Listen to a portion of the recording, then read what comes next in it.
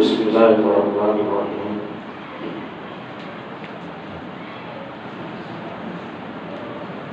ہدایت کی سمجھ، قبولیت کی طاقت، دل کی نرمی، آنکھوں کا بہاؤ، عمل کی توفیق، یہ قوت بازو سے ممکن نہیں ہے۔ یہ اللہ کا چناؤ ہے، یہ اللہ کا انتخاب ہے، یہ اللہ کی رحمت ہے۔ جس شخص پر اللہ اپنی رحمت کی راہیں کھول دے، اس کے لیے ہدایت کی صورتوں کو اللہ آسان کر دیتا ہے، حالات ویسے پیدا کر دیتا ہے، رجحان ویسے بنا دیتا ہے، ماحول ویسا کر دیتا ہے، دوستانے ایسے میسر کر دیتا ہے کہ وہ ان کی برکت سے اپنی عاقبت کی سلامتی اللہ کی رحمت سے حاصل کر لیتا ہے۔ ہمیشہ اللہ سے دلوں کی پاکیزگی مانگا کریں، دلوں کا تقویٰ اور تزکیہ مانگا کریں، اور دل کا زن، دل کا توڑ، عصبیت، تکبر، اناد کو قبول کرنے کے راستے میں کبھی بھی رکاوٹ نہ بنے۔ ساری زندگی انسان سیکھتا رہتا ہے، سیکھنے میں ہرگز نہ جھجکے، پوچھنے میں ہرگز نہ کوئی تردد دکھائے۔ پوچھ لیں، سیکھ لیں، سمجھ آ جائے، اس کو قبول کریں۔ اللہ رب العزت جب بندے پر اپنی رحمت کے دروازے کھولتا ہے تو اس کے لیے قبول کرنا آسان ہوتا ہے۔ ہم نے کل آپ کے سامنے کچھ مثالیں رکھی تھیں۔ اللہ رب العزت نے اپنی اسی کی سنت کا تذکرہ قرآن پاک میں کیا ہے۔ سورہ مطففین میں آتا ہے کہ لوگوں نے کہا کہ یہ جو آیات پڑھتے ہیں ہمیں تو ان کی سمجھ نہیں آتی، ہمیں تو ان کی سمجھ نہیں آتی۔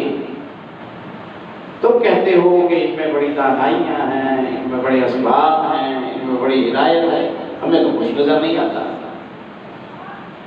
اللہ رب العزت نے ارشاد فرمایا کہ کلا بل ران علی قلوبہم،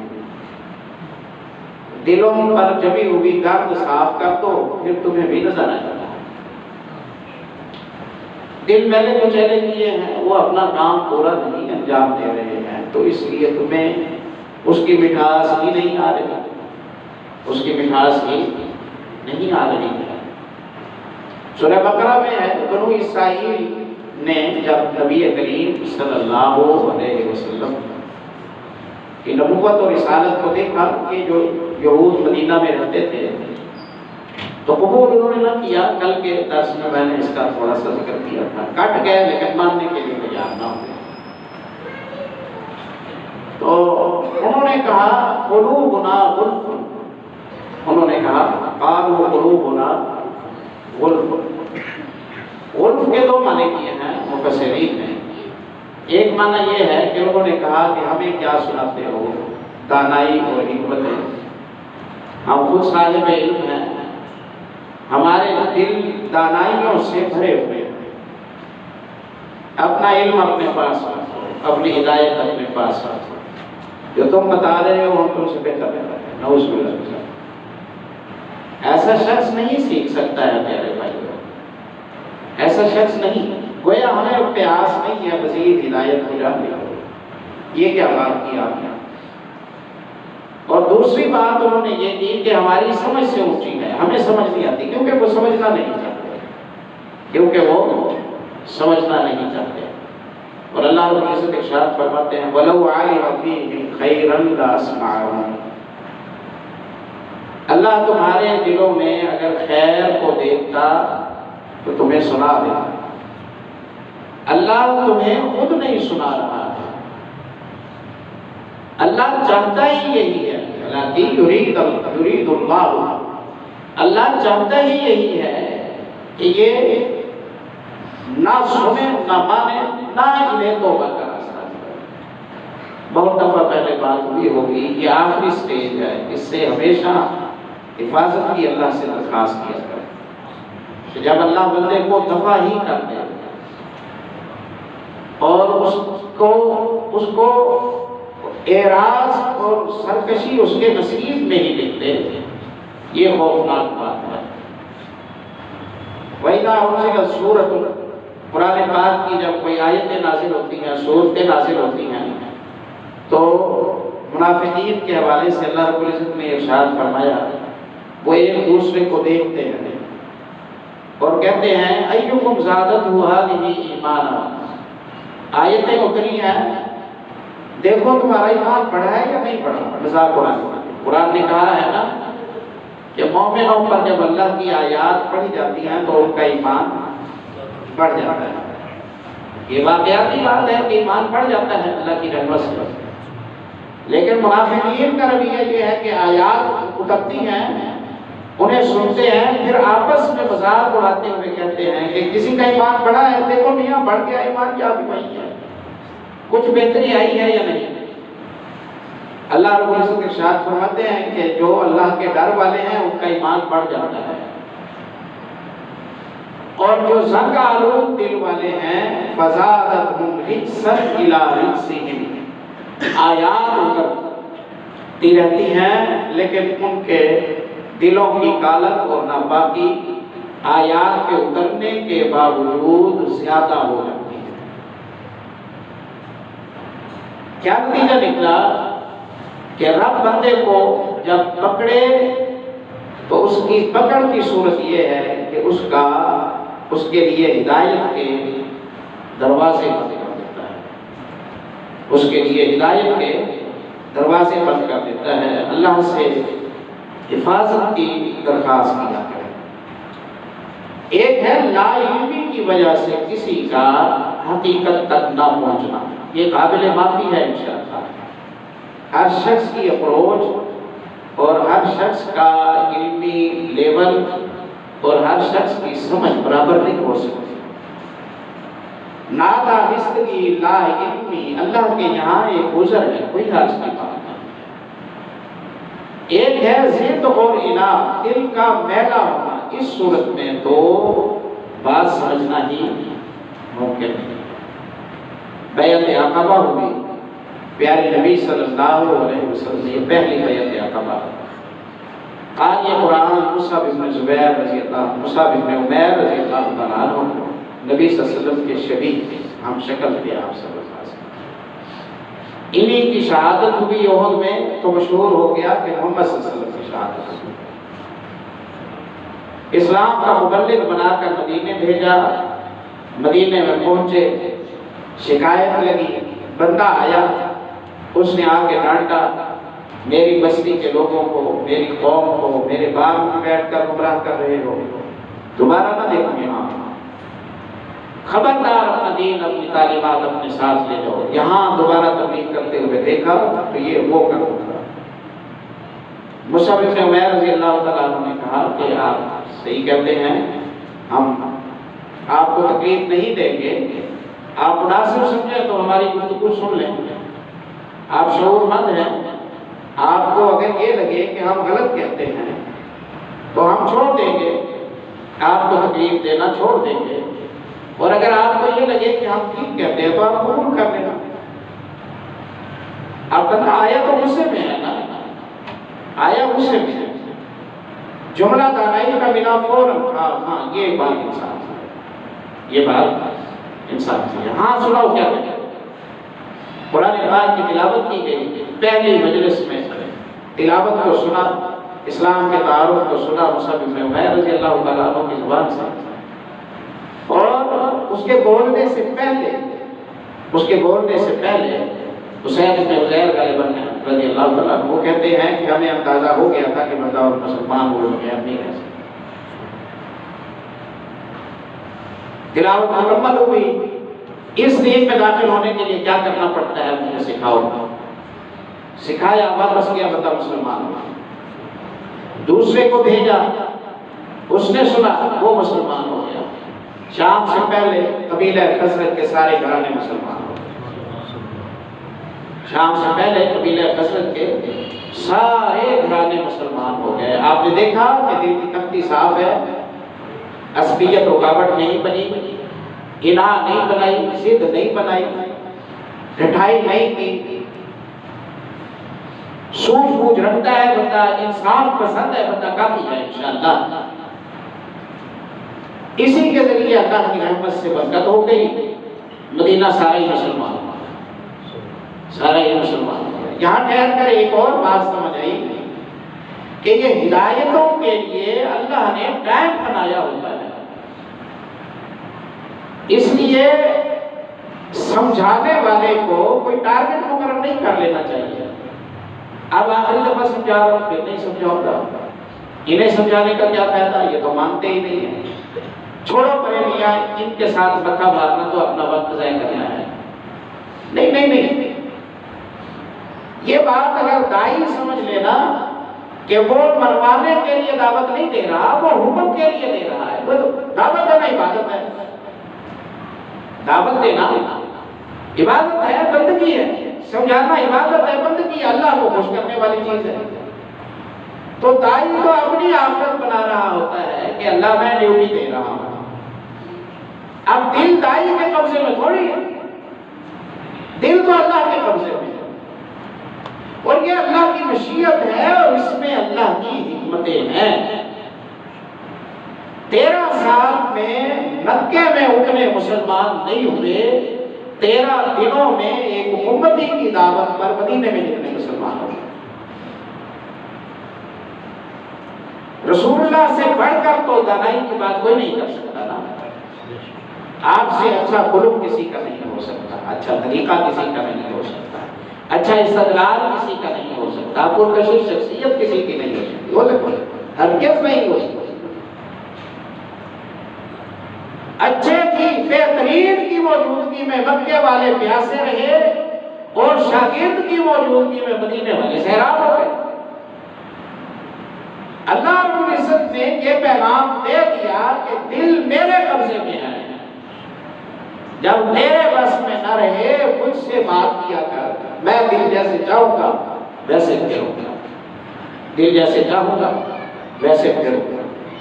سلمان فارسی رضی اللہ عنہ کا واقعہ بڑا ایمان افروز واقعہ ہے. آپ جانتے ہیں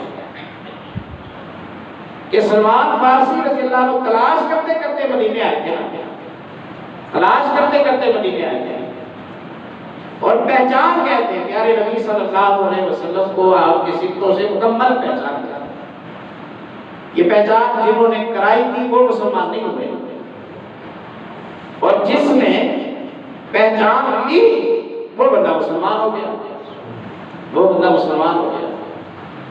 سلمان رضی اللہ عنہ کہتے ہیں اصفہان کے علاقے میں, جئی کے علاقے میں رہتا ہوں, سربراہ کا بیٹا ہوں, آتش پرست ہوں. عیسائیوں کے مرکز میں گیا, عیسائیوں کو سیکھا, ان کا دین اپنے دین سے بہتر محسوس ہوا, اسی دین پہ چلا گیا. مدرسے میں داخل ہوا, سیکھنے لگ گیا.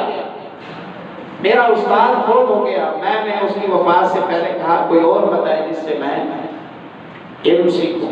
اس نے اور کے پاس بھیج دیا, اس کے پاس گیا, علم سیکھا, اس کی وفات ہوئی. میں نے کہا اور بتائے, اس نے اور کی طرف بھیج دیا. تیسرے چوتھے کے پاس میں گیا, مختلف شہروں میں چکر لگاتا رہا, عیسائیت کے جو مراکز تھے. آخری کے پاس موت کے وقت بیٹھا ہوا ہوں. میں نے کہا میں تو اپنا گھر بار بھی چھوڑ آیا ہوں, اپنی سرداری وطن بھی چھوڑ آیا ہوں, اپنے والدین کو چھوڑ آیا ہوں ہدایت کی تلاش میں. اب آپ جا رہے ہیں, بتائیں میں آپ کے بعد کس کے پاس جاؤں. آخری نے کہا کہ اب کوئی ایسا بندہ نہیں ہے کہ جو عیسیٰ علیہ السلام کی حقیقی تعلیمات کا وارث ہو. ہاں آخری نبی کے آنے کا ٹائم ہے، آخری نبی کے آنے کا زمانہ ہو چکا ہے، ہو سکے تو وہاں چلے جاؤ جہاں نبی نے ہجرت کر کے آنا ہے۔ اب اتنی تو پہچان ہے نا آپ کو انہیں، کہاں کھجوروں والی بستی ہے، 2 لاکھوں کے درمیان 2 ہروں کے درمیان کھجوروں والی بستی ہے، عرض اعجاز ٹھیک ہے، میں پہچانوں گا کیسے؟ کہاں پہچانے میں سکھا دیتا ہوں، بتائیں جی کیا پہچانے؟ وہ جو آخری نبی ہوں گے ان کے 2 شانوں کے درمیان مہر نبوت ہوگی، گوشت کا بڑا ہوا حصہ ہوگا، برا نہیں لگتا تھا، جیسے کبوتر کا انڈا ہوتا ہے چھوٹا سا، اس طرح گوشت کا بڑا ہوا 2 شانوں کے درمیان حصہ تھا پیارے۔ دوسری نشانی بتائیں، دوسری نشانی یہ ہے کہ تحفہ قبول کرتے ہوں گے، خود بھی استعمال کرتے ہوں گے، ساتھیوں کو بھی دیں گے، تحفہ دے کے پہچان لینا، چیک کر لینا۔ تیسری نشانی کیا؟ تیسری نشانی یہ ہے کہ صدقہ قبول کرتے ہوں گے، خود نہیں کھاتے ہوں گے اور لوگوں پر خرچ کر دیتے ہوں گے۔ صدقہ دینا، خود کھائیں تو سمجھ جانا کہ سچے نہیں ہیں، خود نہ کھائیں تو سمجھ جانا کہ سچے ہیں۔ نشانیاں میں نے سیکھ لی، نشانیاں سیکھ لی، اب کیسے جاؤں؟ اکیلا سفر کر نہیں سکتا تھا، قافلے کی انتظار میں جب تک ٹائم ہے تجارت شروع کی۔ تجارت میں اللہ نے برکت ڈالی، کچھ گائے، کچھ بکریاں، کچھ سامان، سونا چاندی، کچھ سامان اکٹھا ہو گیا۔ پتہ چلا کہ وہاں سے قافلہ ایک آیا ہوا تھا، واپس جا رہا ہے۔ میں قافلے کے سربراہ کے پاس آیا، میں نے کہا جو پونجی ہے ساری لے لو، مجھے وہاں پہنچا۔ اس نے کہا ٹھیک ہے، سودا ہو گیا، پیسے میں نے دے دیے، وہ مجھے لے آئے، آ کے انہوں نے یہاں بیچ دیا، غدر کیا میرے ساتھ، مجھے یہاں بیچ دیا۔ اب میں غلام ہو گیا، ایک نے خریدا، اس سے دوسرے نے خریدا، دوسرے سے تیسرے نے خریدا، تیسرے سے چوتھے نے خریدا، 10 بندے میرے مالک آقا بنے۔ 10ویں کے پاس اور میں کھجور کے درخت پر چڑھ کر کھجوریں چن رہا ہوں، کھجور کے درخت پر چڑھ کر کھجوریں چن رہا ہوں، مالک نیچے بیٹھا ہے۔ یثرب سے، مدینے سے اس مالک کا رشتہ دار آیا، انہوں نے آپس میں باتیں کی، وہاں اوپر کھڑے ہوئے، میں بھی سن رہا تھا۔ میرے مالک نے پوچھا سناؤ یثرب کا کیا حال ہے؟ یثربی نے کہا کہ برا حال ہے۔ کیوں، کیا ہوا؟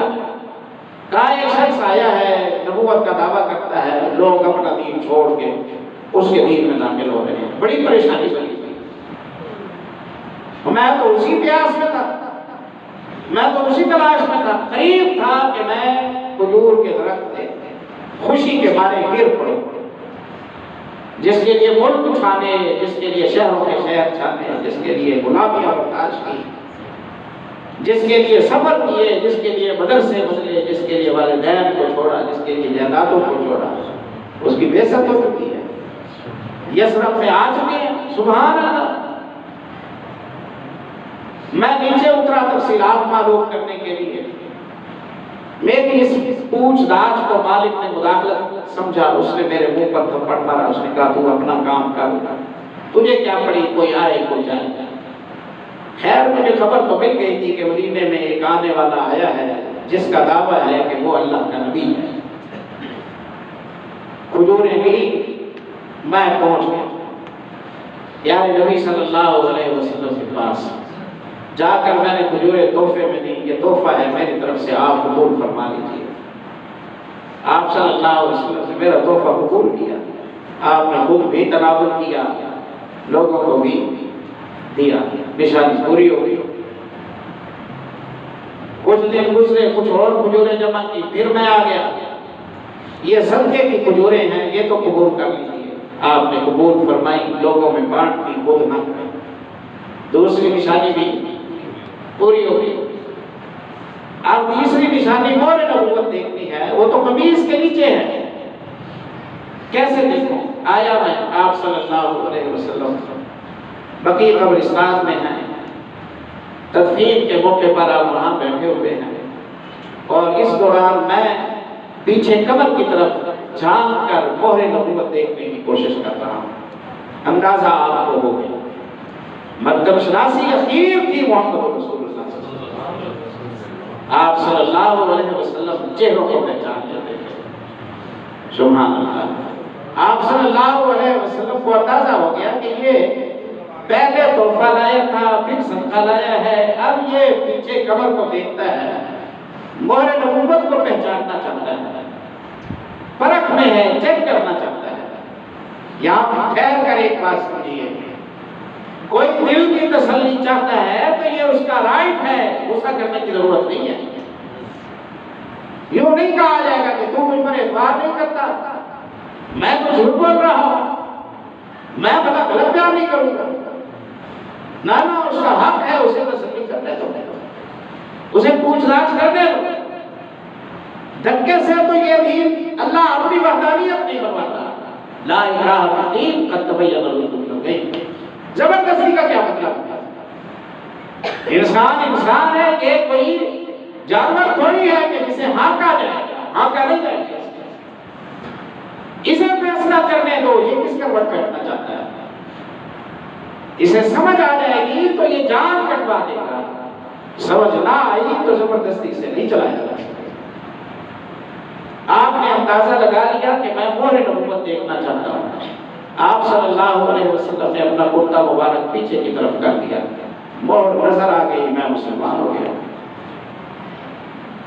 ہمیں بات سمجھ آ گئی، ہمیں سمجھ آ گئی. کل بات میں نے کی تھی نا، میں نے عرض کیا تھا، میں نے کہا تھا معلومات سے مروب نہ ہوا کریں، شعلہ نوائی سے مروب نہ ہوا کریں.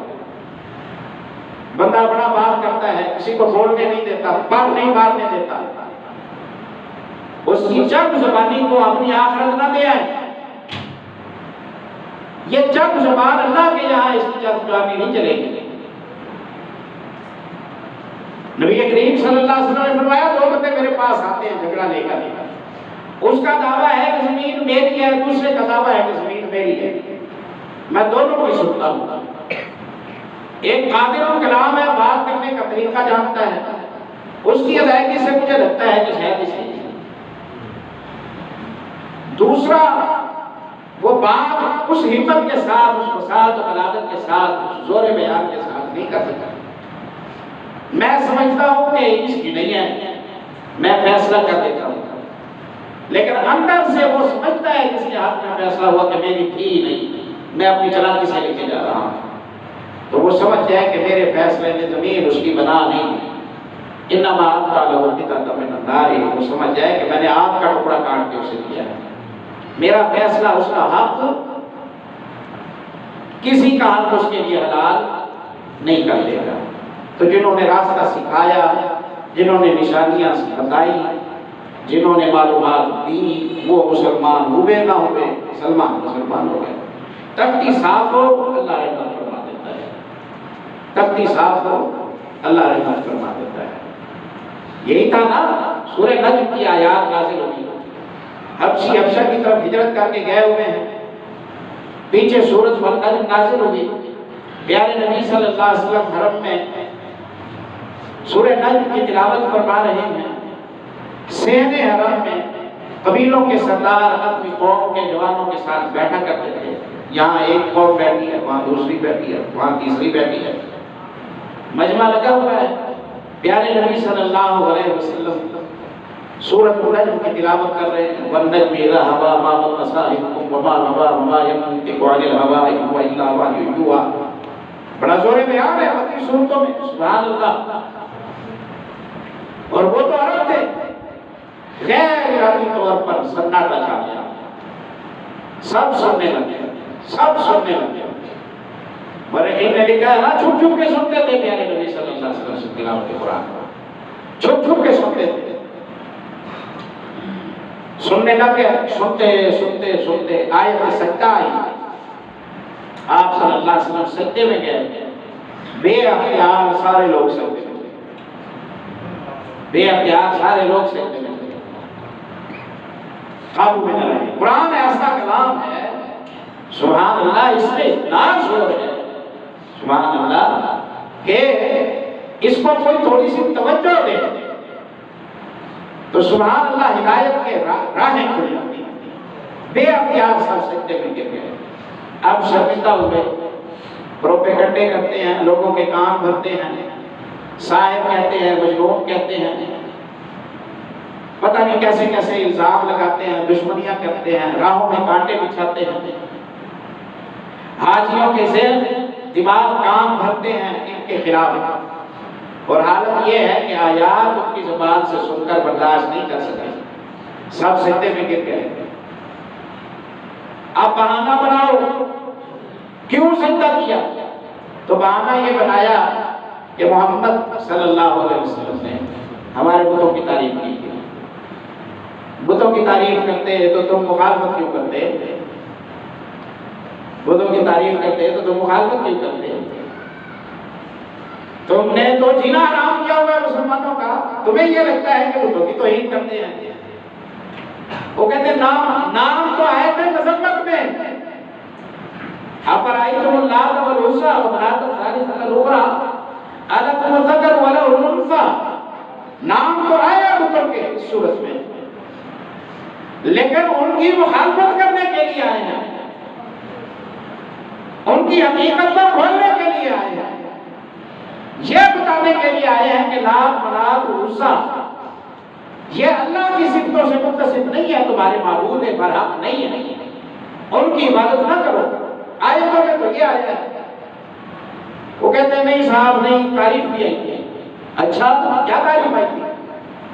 انہوں نے کہا کہ تعریف یہ آئی تھی کہ تلک الغرانیق العلیٰ وإن شفاعتہم لترتجیٰ، یہ عظیم ہستیاں ہیں اور ان کی شفاعت کی امید ہے۔ یہ بھی کہا تھا، نہیں کہا تھا محمد رسول اللہ صلی اللہ علیہ وسلم، وہ اپنی شرمندگی مٹانے کے لیے لوگوں نے سجدہ کیا۔ اس میں آتا ہے امیہ نے سجدہ نہ کیا، جنہوں نے، انسوں نے، سب مشرکین نے، مسلمین نے، سب نے سجدہ کیا، جانے کہ مجھے میں کے ساتھ کیا۔ امیہ نے سجدہ نہ کیا، لیکن وہ بھی قابو اپنے آپ کو نہ کر سکا، مٹی بھی اپنی پیشانی پر لگائی، کہا میں جھکتا نہیں ہوں، بس یہ میرا یہ ہے، بدل میں قتل ہو گیا۔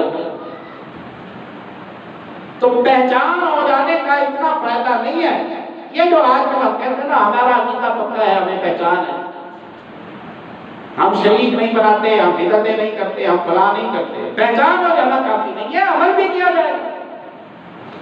اب پہچان تو ہو گئی لیکن عمل انہوں نے نہیں کیا، تو نتیجہ یہ نکلا کہ اللہ رب العزت کی طرف سے راستے نہ کھولے گئے۔ دوسری بات یہ ہے جو رکاوٹ عام طور پر بنتی ہے نا حقیقت کو سمجھنے میں، ایک تو عناد ہے، عصبیت ہے، اور دوسری جو رکاوٹ بنتی ہے نا وہ خواہش پرستی ہے، خواہش پرستی ہے۔ انسان سمجھتا ہے کہ اگر میں نے اطاعت کر لی، فرما برداری کی، توبہ طائب ہو گیا، تو میری پرسنل لائف ہے جو ساری وہ میرے کنٹرول میں نہیں رہے گی، میں تو غلامی میں آ جاؤں گا، میری مرضی نہیں چلے گی۔ تو بندہ اپنی خواہش نفس کو جاری رکھنا چاہتا ہے، اس لیے وہ سمجھنے کے باوجود ہدایت پر نہیں آتا۔ مورخین نے لکھا ہے نا وہ عاشا نامی جو جاہلیت کے شاعر کے بارے میں، مسلمان ہونا چاہتا تھا، مسلمان ہونا چاہتا تھا، شرابی کبابی تھا، بوڑھا ہو گیا، مسلمان ہونے کے لیے آ رہا ہے، راستے میں پہنچا، راستے میں ایک بندہ ملا، عاشا کہاں جاتے ہو؟ کہا مدینے جاتا ہوں۔ کیوں جاتے ہو؟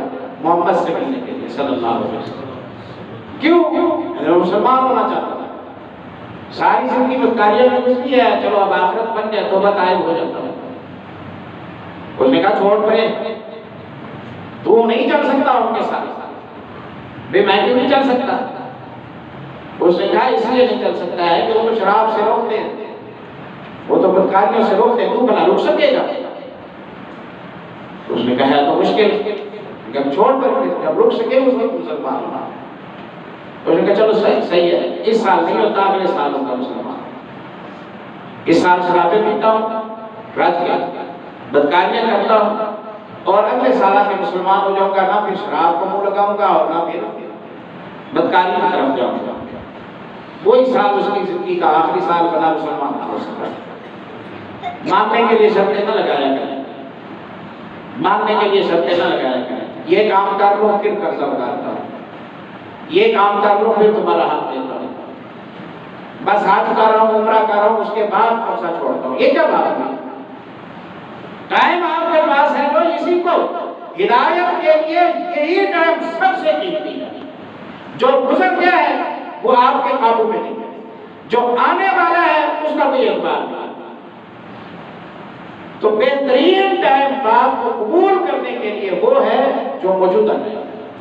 اس لیے جب سمجھ آئے اسی وقت ہی بندہ فرما برداری کی طرف آ جائے. ہم اللہ سے دعا کرتے ہیں کہ اللہ نہ ہماری انعام بننے دے، نہ ہم پر عصبیت کو طاری کرے، نہ ہم پر گھمنڈ کو طاری کرے کہ ہم دیکھنے سننے کے باوجود قبول نہ کریں، نہ ہم پر خواہشات کو مسلط کرے کہ ہم غفلتوں کی دلدل میں بہہ جائیں اور ہمارے لیے قبول کرنا مشکل ہو. اللہ ہمارے دلوں کو تازہ دم رکھے اور پیاسا ہو ہمارا دل خیر کے لیے، اور ہم اعتراف قبول کرنا، بات مان لینا، توبہ کرنا، اللہ کی طرف رجوع کرنا، اس کے لیے ہم سستی کا شکار نہ ہوں اور جلد سے جلد ہم اللہ کی طرف رجوع کریں. اللہ ہمارا